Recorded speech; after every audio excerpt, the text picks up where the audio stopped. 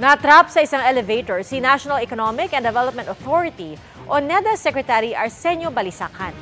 Sa isang post, ibinahagi ni Balisacan ang isang larawan o ilang larawan habang nasa loob ng humintong elevator.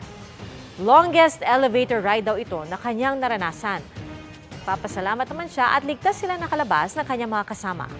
Nangyari po ito sa Mandaluyong bago ang dinaluhan ni Balisacan na ceremonial signing ng Implementing Rules and Regulations o IRR ng Public-Private Partnership Code of the Philippines.